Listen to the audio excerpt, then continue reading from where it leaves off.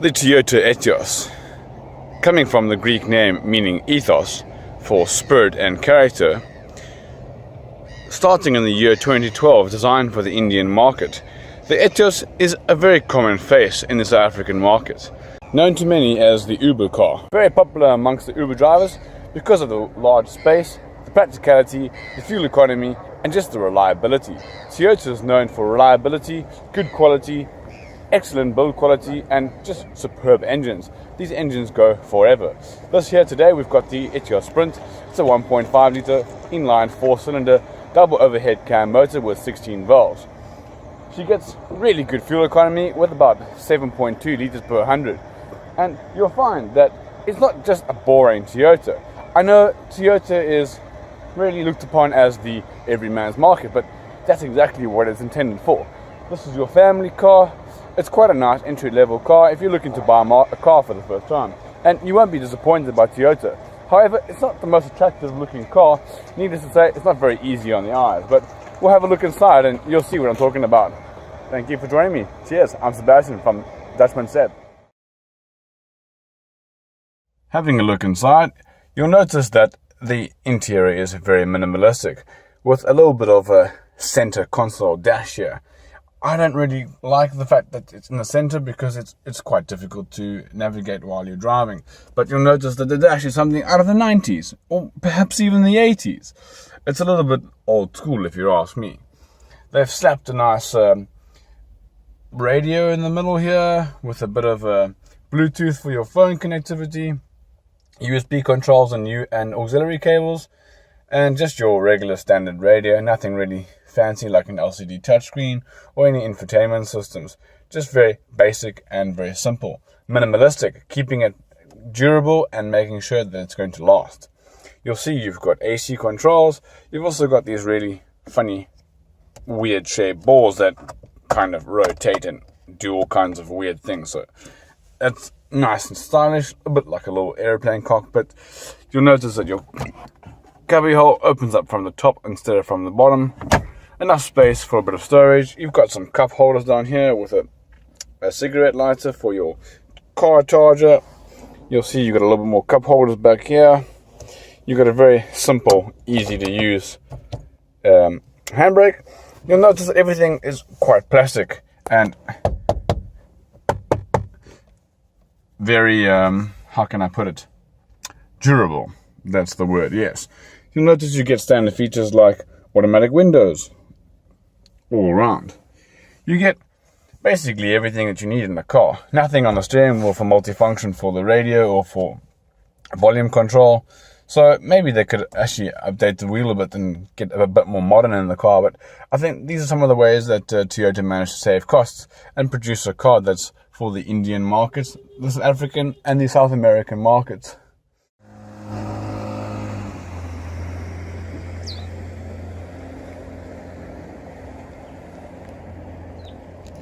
On the road you'll find the Toyota Etios is quite an easy drive. It's got quite simple, smooth power steering, which is not too difficult to handle on the road. However, I feel it's not the best power steering out there.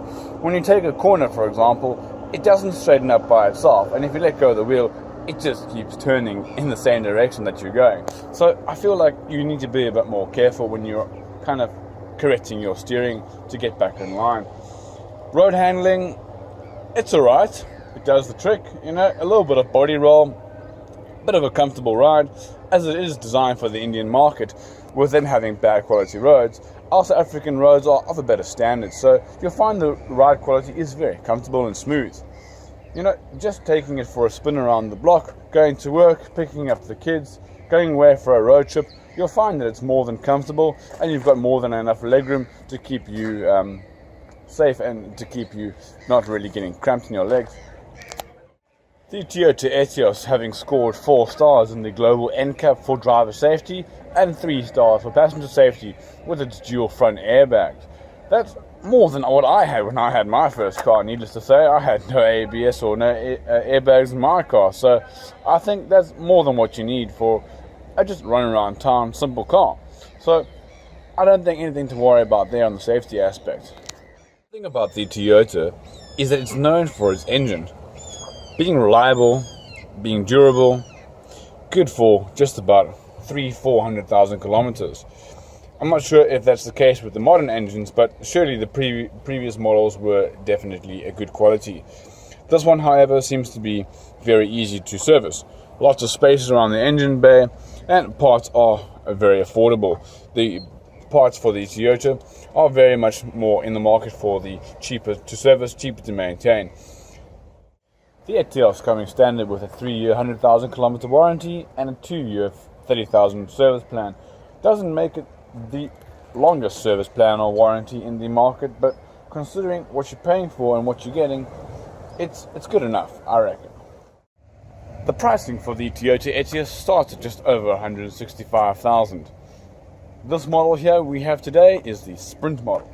This one goes for 182,000, and you can even be a little bit more adventurous and go for the crossover version, the Toyota Etios Cross, at 196,000, just shy of 200,000.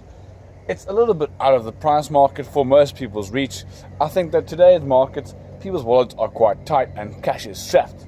So I think Toyota could have done a better job to try and bring the market price down to just under 150,000 Rand, bringing it into everyone's reach, because I don't feel it's affordable for everyone to be able to purchase. You know, these days you can't get a decent car, under 200,000 Rand. And I find that that's quite a stretch. My first car cost only 30,000 Rand, and I'm 27 years old. I bought a car almost 10 years ago, and I can't imagine spending 200,000 Rand on an entry-level car. So I think that's a very important part of the pricing, is that Toyota needs to try and bring that pricing down a little bit just to make it available for everybody on the markets. That's just my personal opinion. This here is the sedan version. It also comes in a beautiful hatchback, which is a little bit more stylish and popular amongst the young people out there on the roads. The sedan gives you a hell of a lot of boot space, with the hatchback not giving you ample space, but enough to get by if you have a couple of groceries. So it's all a matter of preference, which space you need more, but the sedan is a bit more family orientated. So it's up to you, and yeah, check them out. I think they're a good buy. Just over 66 kilowatts for the 1.5 petrol and 132 newton meters of torque. So just enough to get you around, not much to rave home about or really sprint about, but you'll really be surprised. This car actually is quite nippy and quite fast on the road, just off the mark and off the line. Cruising at higher speeds are comfortable, and overtaking is not a problem. Dropping it down into 4th gear, you get ample power on the freeway so that you can overtake trucks, especially on the long roads. You don't find it struggling too much on the uphill, which most of the time you tend to get with a smaller car and a smaller engine. This 1.5 litre has been refined. You'll notice that they've done a bit of improvements with the coilover packs directly into the piston chambers.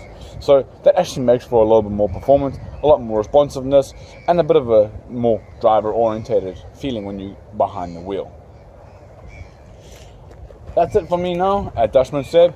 Thank you for watching, and join us again next time as we review something different. Have a good day. Thanks again for watching. Cheers.